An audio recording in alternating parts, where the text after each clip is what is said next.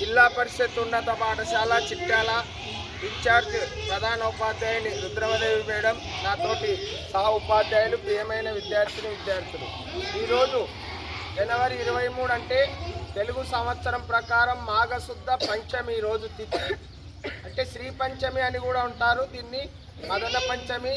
మన చదువుల తల్లైనట్టి సరస్వతీదేవి ఉద్భవించిన రోజు. సంగీత సాహిత్యాది కళలకు ఆమెనే తల్లి, మన చదువుకు కూడా ఆమెనే తల్లి అని మన పురాణాలు వేదాలు చెప్తున్నాయి. సరస్వతీదేవిని ఆరాధిస్తే సకల విద్యలు ప్రాప్తిస్తాయని బ్రహ్మ వైవర్తన పురాణంలో చెప్పబడింది.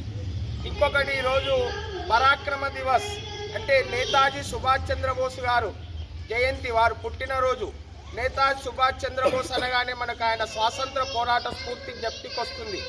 ఆయన జనవరి 23, 1897 ఒరిస్సా కటక్ పట్టణంలో జానకీనాథ్ బోస్, ప్రభావతి బోస్ అనే పుణ్య దంపతులకు జన్మించి ఆ రోజుల్లోనే ఉన్నత చదువులు చదివి ఐఏఎస్ ఇండియన్ సివిల్ సర్వీస్ ఎంపికై స్వాతంత్ర పోరాటం కొరకు ఆ ఉద్యోగానికే రాజీనామా చేసిన మొదటి వ్యక్తి సుభాష్ చంద్రబోస్ గారు.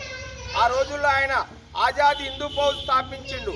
ఆ హిందూ ఫౌజ్ ద్వారా ఒక సందేశం ఇచ్చిండు, అంటే మీరు పోరాడండి, మీ రక్తం దారపోయండి, మీకు స్వాతంత్రం సాధింపజేస్తాను అన్నాడు. 1939 రెండవ ప్రపంచ యుద్ధంలో ఆయన ఆఫ్ఘనిస్తాన్ నుండి రష్యా వెళ్ళి అక్కడి నుంచి జర్మనీ, ఇటలీ వెళ్ళి జర్మనీలో ఎవరిని అంటే హిట్లర్ను కలుస్తాడు.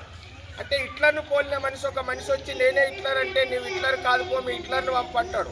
తర్వాత హిట్లర్ వచ్చి భుజం తట్టి అంటే నేనే హిట్లర్ అని ఎవరు ఎట్లా గుర్తించినావు అంటే నా భుజం తట్టే ధైర్యం హిట్లర్కే ఉంటుందంటే శబాస్ అని చేయగలుగుతాడు.